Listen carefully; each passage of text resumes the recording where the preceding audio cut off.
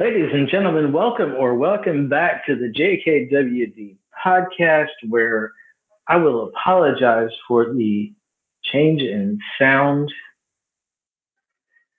I just don't know what's going on with my internet. It is beginning to dislike this streaming thing. So we move to the cell phone on my end. Kelvin, how you doing? I'm doing good. As actually it's a pretty decent day here. It stopped raining and the wind stopped blowing and the sun is pretending it wants to come out. A little chilly though. Yeah. Kind of weird for the first day in May.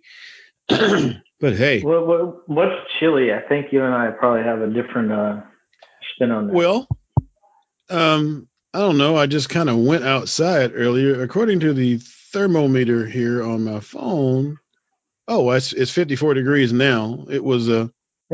It wasn't that an hour or 2 hours ago though. Okay, that's about what it was when I got out early this morning. It has warmed up nicely since. But yeah, that's still it's moving seasonal around as far as what seasonal means, right? Yeah.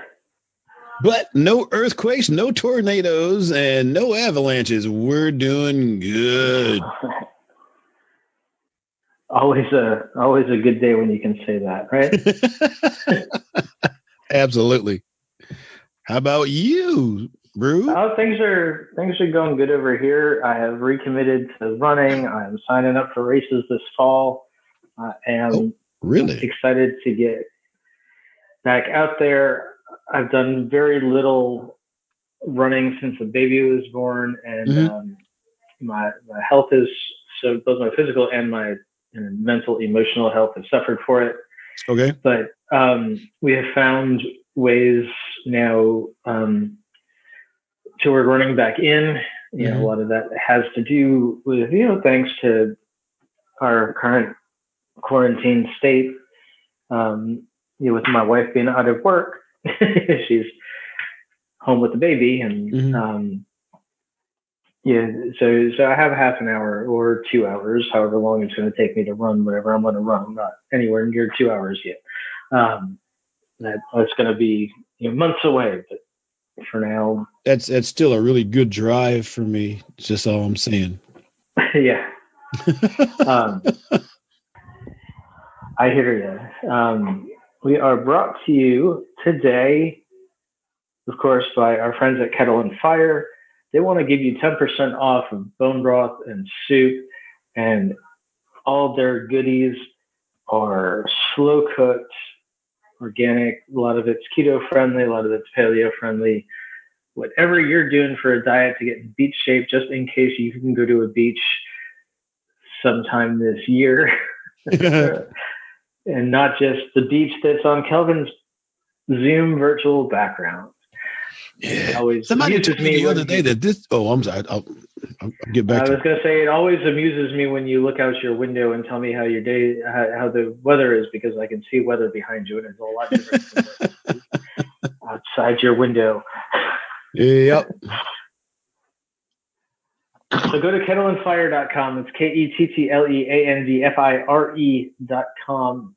When you go to checkout, use code BetterHumanhood. They'll give you 10% off.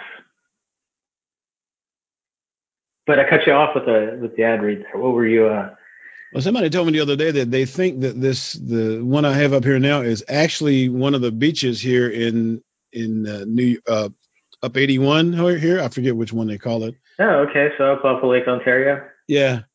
So I may have to go up there and see if I can find this photo-ish. I don't know if the waves will be quite the same way when I get there. Yeah, and that stack of rocks is probably a little different. It was actually like a bunch of them around that area, which is what made them think it was from there. So I guess this is people. So that's an actual formation. Yeah, I was gonna say that's an actual formation that looked like somebody put them there. Yeah. Somebody put them there. So we'll see when we get back to going out and venturing the world here.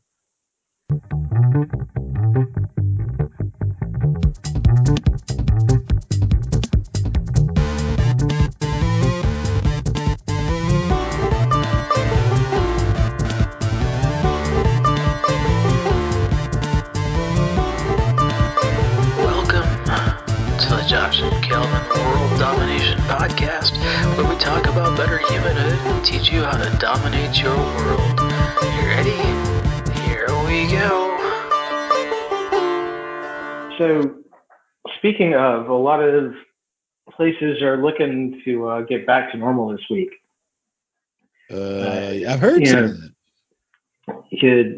We're looking to release this on May 11th, and at least here in Georgia, most of our stuff will have been open for a couple of weeks. We have a state of judicial health emergency or something like that expiring in a couple of days, and we have the governor extended a stay-at-home order for the most vulnerable through the middle of June, but that basically just says, hey, if you will probably die from this, please just stay home.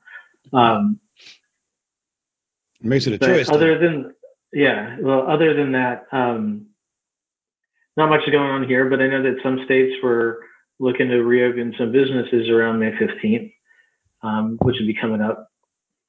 Doesn't mean that people are going to go. Doesn't mean that things are going to be normal. I know that some of the places that opened here, when they were allowed to, are reporting that nothing is like normal. So a lot of places just kept their, during shutdown. So a lot of the places that were doing, a lot of the restaurants that were doing takeout are still just doing takeout. My gym didn't open, that kind of thing. But wanted to talk today about what happens when we go back. Are we? We've talked a lot about self-care and not living in fear, and we talked a little bit about taking this time to to maybe learn a new skill, learn a new language, or at least watch some documentaries or read a book. But there's something else to think about here, and that's resilience. We're going back out there. The world must go on, and it's going to go on, with or without us as individuals.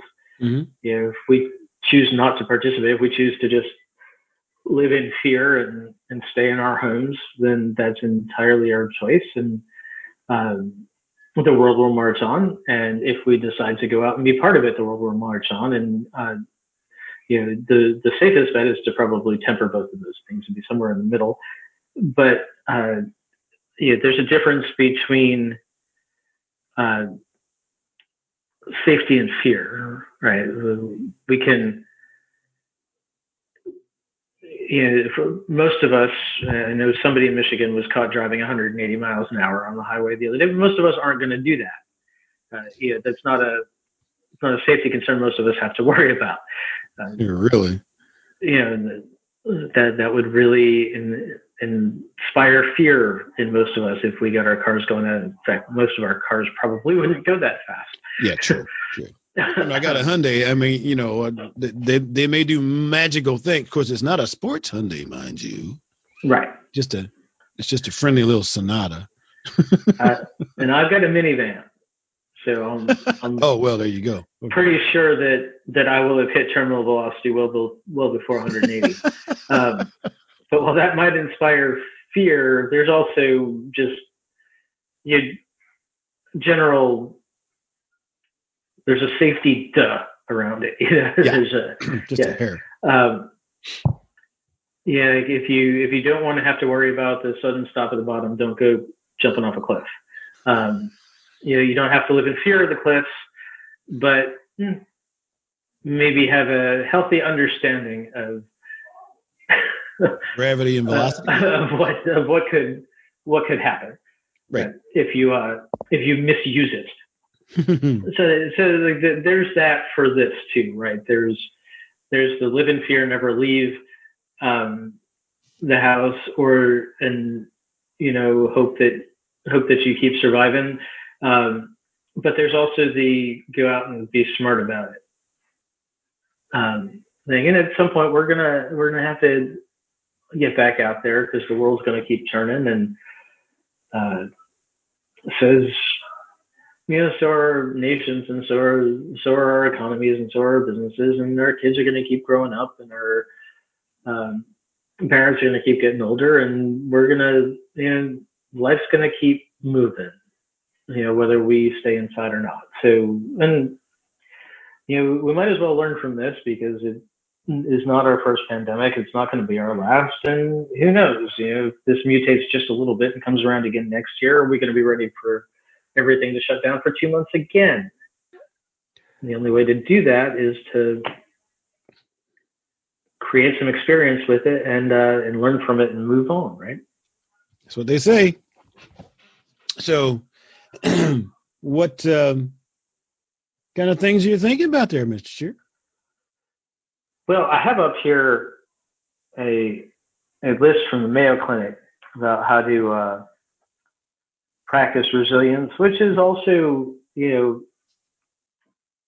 adaptation to adversity, right? Right. Our this is built into our natural evolutionary systems. When birds can't get what they want to eat on the ground, they get these bills that allow them to dig in the sand, and when low-hanging food is scarce, giraffes grow long necks. And, so adaptation to adversity is getting built into our world. Mm-hmm. Our brains got bigger. We've built tools to help us, and really most humans, almost 7.5 billion of us, or however many there are, most of us are out of the food chain. That's an adaptation, right? Most of us aren't in the food chain. Is that what you said?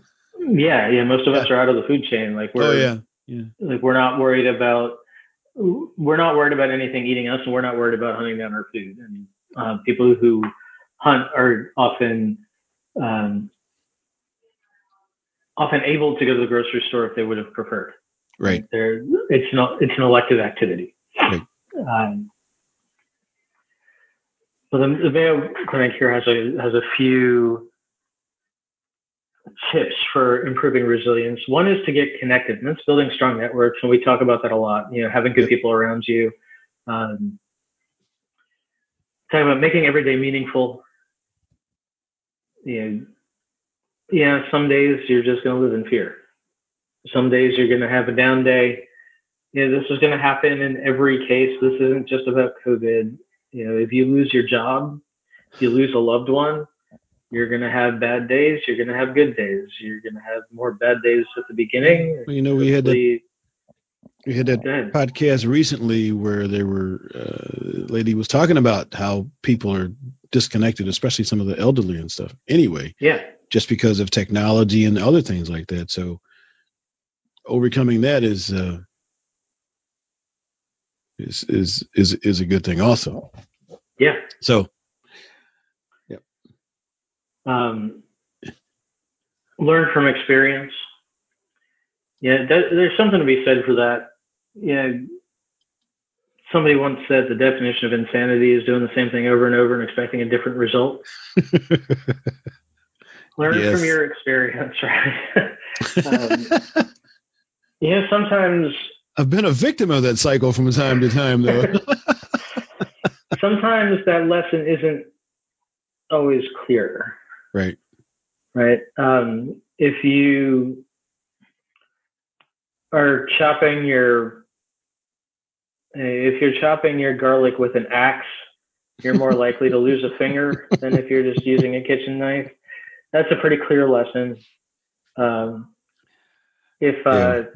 But sometimes we're not always sure what lesson we're being taught, and in this case, there are probably lots of lessons. One of them is we should be prepared for a pandemic.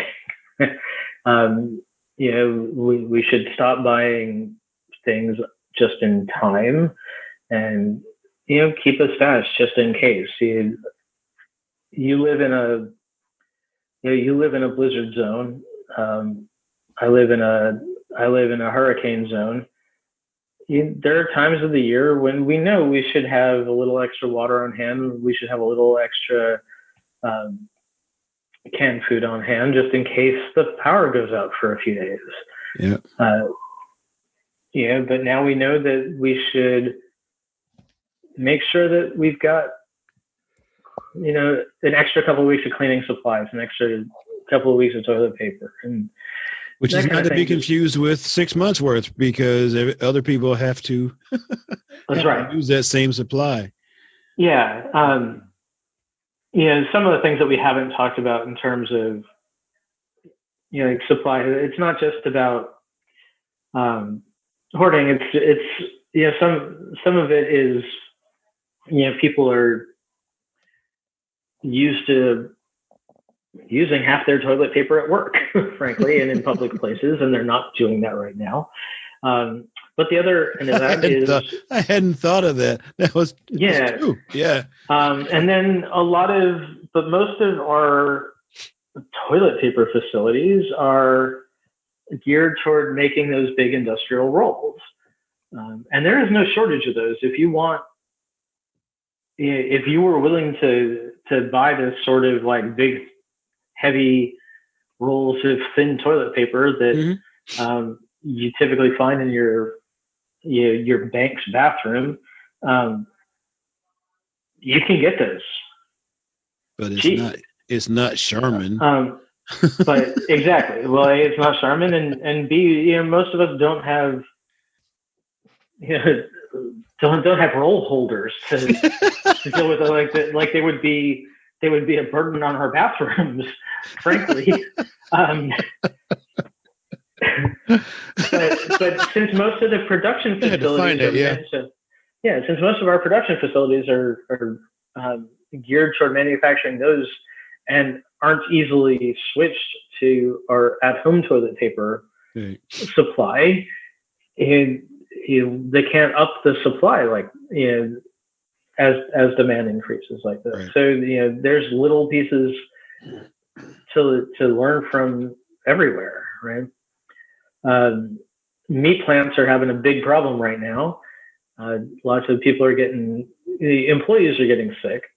So there are process, and we're not having any trouble getting our meat because we're shopping at a local farm right now.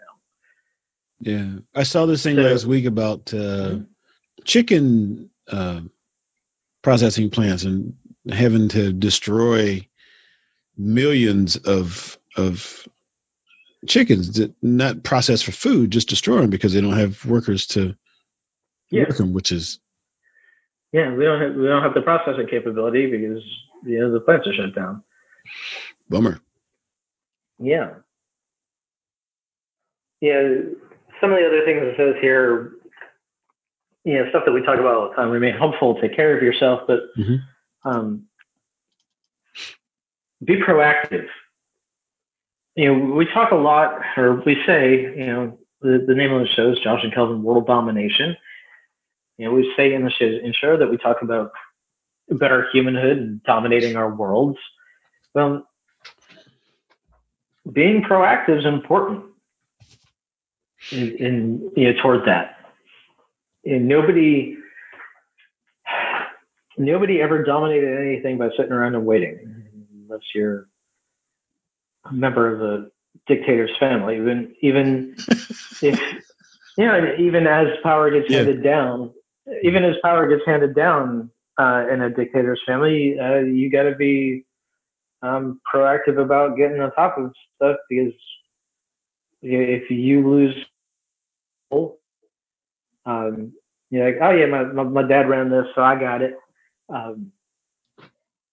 If you don't run it tight, then somebody's going to take it over from you.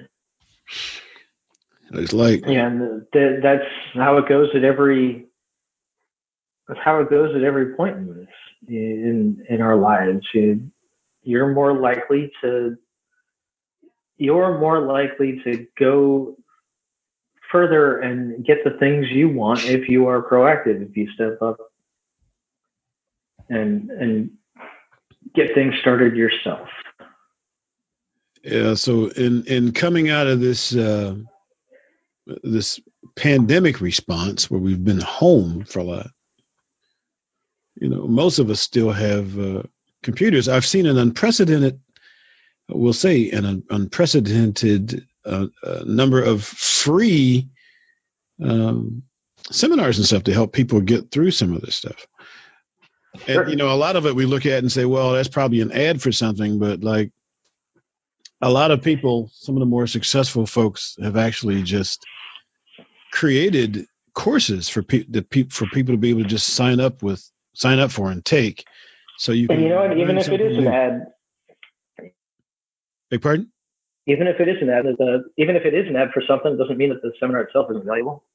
That's true, because it could be very, very helpful for you. And if nothing else, it's another point of view that may spark something else in you that you figure that you can do. And sometimes you just got to prime that pump, So yeah. So I've even taken advantage of a couple of those. Anything good you want to share? Well, actually, I'm a photographer at heart. Also, Professional Photographers of America opened up their almost their whole educational series available on their websites. You have to open a free account for it if you're not already a member. But for photographers, they could go to ppa.com and learn some courses. I mean, get some courses to learn to up your technique and stuff like that. I have there's a speaking lady I used to follow. Well, I still follow, obviously. Kristin Thompson, and her website is Speak, Serve, Grow. For speakers and helping them learn how to monetize their products and their speeches. If you're a coach or a speaker or whatever it is you do, how to talk to people about that. And she's always given a lot of free stuff away. And this past week, she actually did a whole week workshop on Facebook. And I was like, wow, she is so amazing. And there's a lot of those out there. I've got a lot of them have hit my email box, and then it's like, well, do I really want to take this? Well, if you're looking for ideas, and it's free, and the most you're going to give me is your email address, it's worth a shot, because a lot of us feel we have no options, right, other than what we're currently doing. And maybe someone has told us before, oh, you'd never be any good at that, or oh, well, why would you want to trust them? And you gotta be careful who's giving you advice. Pretty much, if somebody else is doing nothing and you start to do something and they talk you out of it, that's just because they like having company doing nothing. Did I say that? Yeah, I said that, didn't I? Yeah. Yeah. So yeah, you did. You can evaluate things and then decide how you can fit. But a lot of times, I mean, if you've never done it, that just means you haven't learned to do it yet. Not that you can't. It's true. So there's a lot of possibilities out there if we take the step and just go look for it. And strangely enough, there's an incredible amount of free information on places like YouTube, who will teach you just about anything you want to know. Yeah, well, and I've seen like good emails coming out of some of our old friends, Tommy Breedlove, yes, who's been on the show, and Awilda Rivera, who's been on the show. Yep, Jon Gordon, who's been on the show. Yep. Yeah, all these folks are doing stuff right now. And then we talked a few weeks ago about books, but there are a couple out there that are mainstays. The success community that absolutely apply across the board and coming out of this okay. Whether we're talking about Napoleon Hill's Think and Grow Rich, or whether we're talking about 7 Habits of Highly Successful People, whether we're talking about As a Man Thinketh, any of these classics, really. All awesome stuff. Yeah, seven habits of highly effective people is one I need to reread actually. Yeah. What else? Yeah, we gotta you gotta come out of this a little better than a week into it. Yeah, a lot of us are. Some of us are going to come out of this better off in a better position than we were when everything shut down. Right. A lot of people were looking for an excuse to start a new venture, and their day job was driving them, just was taking up too much of their energy, and all of a sudden they had free time and unemployment pay coming Opportunity. in. So exactly, like, they've had 6, 7, 8 weeks to get their business plan together and launch. I've started the Better Humanhood book while we've been doing this. Cool. Meanwhile, there are people who aren't as ready to get on their horse right at the beginning of this, but 2, 3 weeks into this, we've been talking about it on the podcast for a couple of months. Yep. People were living in fear. People were getting depressed about the world around them, and whatever the bottom of that was for you, and if that's right now, turn it around. Like, I mean, if you're still dragging, like, I understand that this goes away. It's not going to go back to what it was, but things will be different after this is over than they were before. But the world goes back to moving. So yep. How can you be better? Like, it's not going to be a flip switch the way it was when everything just shut off. How are you going to take this time as we ramp up for opening the world back up, really? How are you going to be better than you were? And that is the question. So, I was worried that I left you speechless. Beg pardon?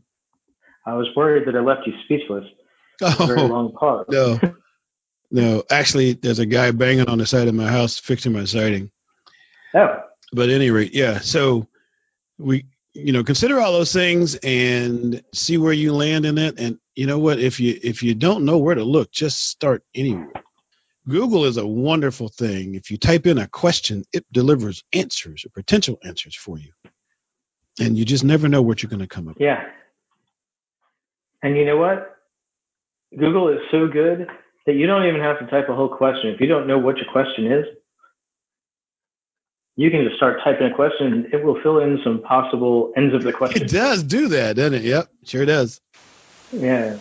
So if I start typing, I'll do this because we joined basically like a CSA. It's called Local Farmbag.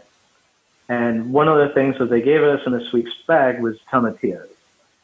Those are these little green tart tomato-like things that, like, if you get like a green salsa in a restaurant, those are the base. But I wasn't sure what to do with tomatillos, so I started to look up what should I do with tomatillos. And when I started typing what should I do, what does it come up with? What should I do with my life? What should I do quiz? What should I do today? What should I do with my 401k? What should I do for my birthday? Like, oh wow! Like, you don't even have to finish the question. Sentence. Yeah. Right. How do I learn to love myself? Spanish, my blood type, sign language, to code, about stocks. How do I learn Japanese? How do I learn to meditate? How do I learn to think? Like, all I typed was, how do I learn? And it gave me all these suggestions. All that stuff. So at this point, what I'm going to do is I'm just going to talk about Kelvin like he's not there. He's not there. And that way, when he comes back, he's going to have to listen to this later and hear this. But you get my point, I think. I've done a lot of the talking this episode. I didn't intend to do. But at some point, we come out of this either, scared and starting from zero or from less than zero, or we come out of this, with momentum. And you can start building momentum now. You don't need to wait until you're back to work. You don't need to wait until we're back to life. We can get started now so that when everything is back, like you're running and you're not worried about what other people are doing or how to come back through it. Like I said, I started the Better Humanhood book that I've been talking about for a couple of years now.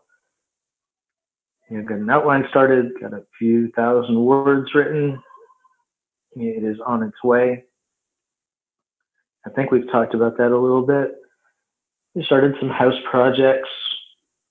And meanwhile, spring is going to head into summer pretty soon. And these flowers out here are going to keep growing, and the strawberry bushes we planted are going to bear fruit, and the world is going to go on whether we want it to or not. And now Kelvin has come back, so he's just going to have to find out what we said later. How is the siding project going, Kelvin? Much better. We've had some really weird winds around here lately, and it's actually been sucking the siding off of people's houses. So wow, popping the nails out, stuff's flying around. So the little pig who built his house out of bricks, he got it right, huh? You got it right. You got it right. We don't want to ever talk about the weather sucks, but apparently sometimes it does literally. Sometimes it actually does. So anyway, yes. So life is now better. Great. For here. And the is a really cool thing because the guy who did my siding probably 20 years ago when he did this in the 80s somewhere. And he said, well, you got a lifetime warranty. And I'm pretty sure that he did not count on me living this long, or at least staying in his house this long. So every time something comes up, he says, nope, I told you it would be for life. So he's been doing that anytime something, because every once in a while the wind would do that, just pop up, slip under, and he'll come fix it. And I'm like, they don't make a lot of them anymore, people use a word like that. So as long as you don't melt the siding off the house with the grill, right? We're gonna not do that.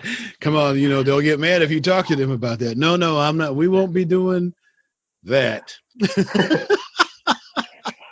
They're gonna hate you if they. It's only funny, dear listeners. It's only funny because one of our friends did it by accident. And everything was just fine. Yeah, but at the time, he had extra siding in his garage, and he put it up himself. At the time, it was a little tense around their place. A little bit. That's a whole other little bit. Joe. But anyway, if you've got something to start it. You've got the time. You make the motivation because it's within you. If it's not within you, then you didn't want to start it anyway. It's got to be from the heart, but it's in there. If it's been nagging at you, you might as well get going because now's a really good time to get anything underway. I think we did it. jkwdpodcast.com for show notes and contact forms and whatever else. kettleandfire.com. Use code BetterHumanhood for 10% off when you check out. vitaminkdaily.com. Get your daily dose of positive at 3:30 in the morning Eastern time, Monday through Friday. 4 weeks free at vitaminkdaily.com. Because I miss anything? I don't think so. I think you got everything. All right. Have a great day. We will see you next time. Bye-bye.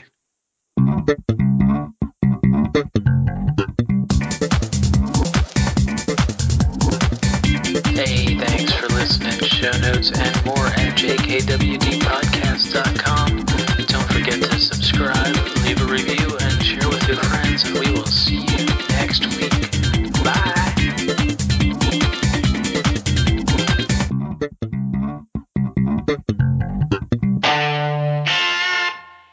A Better Humanhood production.